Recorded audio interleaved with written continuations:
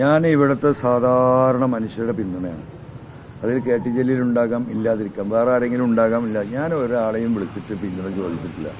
ഞാൻ പിന്തുണ ചോദിക്കുന്ന ഈ നാട്ടിലെ സാധാരണക്കാരായ മനുഷ്യരോടാണ്. അവരോട് ഞാൻ ഇങ്ങനെ എൻ്റെ ഹൃദയം തുറന്ന് സംസാരിക്കുന്നുണ്ട്. ആ മനുഷ്യർ നൽകുന്ന പിന്തുണയാണല്ലോ ഞാൻ ഈ മുന്നോട്ട് പോകുന്നത്. ഇല്ലെങ്കിൽ ഇപ്പം ഞാൻ ജയിലിലാവേണ്ട നേരം കഴിഞ്ഞു.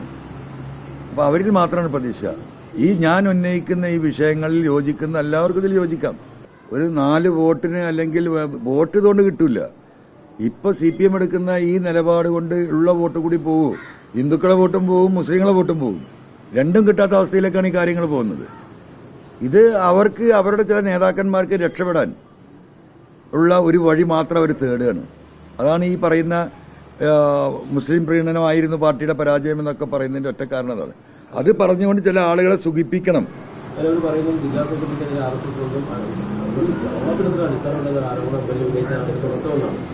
അല്ല, അതിന്റെ ഏറ്റവും വലിയ തെളിവല്ലേ ഞാൻ പറഞ്ഞത്. ഇപ്പൊ ഈ പറയുന്ന ന്യൂനപക്ഷ വിദ്യാഭ്യാസ സ്ഥാപനങ്ങൾക്ക് ഞാൻ പണം കൊടുത്തപ്പോൾ, MLA ഫണ്ട് ADS കൊടുത്തപ്പോൾ, ഇത് പാർട്ടിയുടെ നിലപാടില്ല, കൊടുക്കാൻ പറ്റില്ല എന്ന് അദ്ദേഹം പറഞ്ഞത്.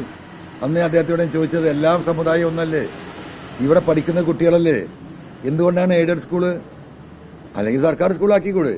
ഇവിടെ സർക്കാർ സ്കൂൾ ഉണ്ടാക്കാനും കഴിയില്ല, എയ്ഡഡ് സ്കൂളുകൾക്ക് സഹായം കൊടുക്കാനും പാടില്ല എന്ന് പറഞ്ഞാൽ ആരോടുള്ള അനീതിയാണ്? ആ ജനങ്ങളോടുള്ള അനീതിയല്ലേ?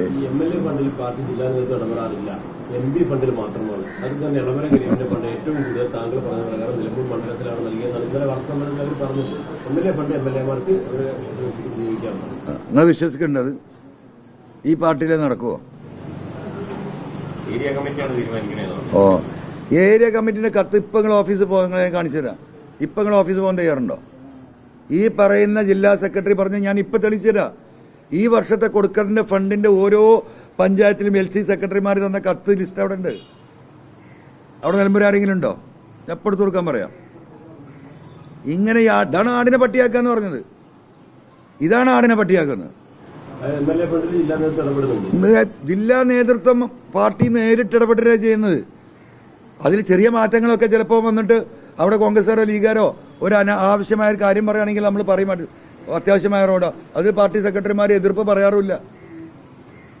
ബാക്കി 85-90% 90 ഇടാം. കാരണം ഞാൻ ഈ അധികാരമെല്ലാം കൂടെ തലയിൽ വെച്ച് നടക്കാറില്ല. ഇതെല്ലാം ഇവർക്ക് ഡൈവേർട്ട് ചെയ്ത് കൊടുത്തിട്ടാണ്, നമ്മൾ വൈബ്രിക്കേറ്റ് ചെയ്ത് കൊടുത്തിട്ടാണ് ഞാൻ പോകുന്നത്. കാരണം അത് എനിക്ക് ഏറ്റവും ആശ്വാസമാണ്. അല്ലെങ്കിൽ ഇതിൻ്റെ എല്ലാത്തിനും പിന്നെ ഇങ്ങനെ മൈക്രോസ്കോപ്പ് പിടിച്ച് നടക്കേണ്ട ഗതികേട് എൻ്റെ ആവശ്യമില്ല. അധികാരം അങ്ങനെ തന്നെയാണ്. ആ പാർട്ടി സെക്രട്ടറിമാർക്ക് പരമാവധി പവർ കൊടുക്കാനാണ് ഞാൻ പരിശ്രമിക്കല്. എന്തുകൊണ്ടാ? അത് അവർക്ക് കൊടുത്താലല്ലേ ഈ പാർട്ടി വളരുള്ളൂ. ഒരു ബ്രാഞ്ച് സെക്രട്ടറിക്ക് കൊടുത്തെങ്കിൽ അവിടെ പാർട്ടി പ്രവർത്തനം നടക്കുള്ളൂ.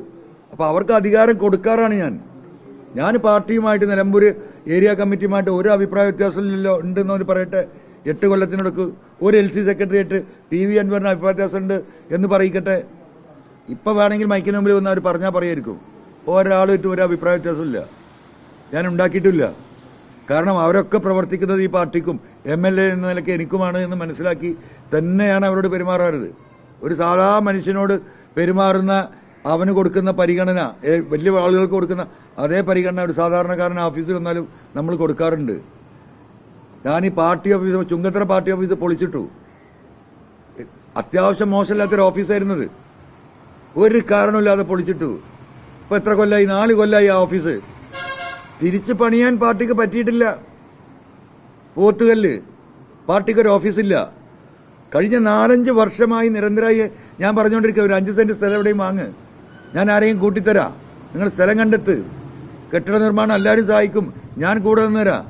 ഒരാഫീസില്ല, ചുങ്കത്ര ഇല്ല. ചുങ്കത്ര ഉള്ളത് പൊളിച്ചു കളഞ്ഞു. ഈ പറയുന്ന എന്താ പറയാ പോത്തുകല്ലില് ഇന്ന് വരെ വാങ്ങാൻ കഴിഞ്ഞിട്ടില്ല.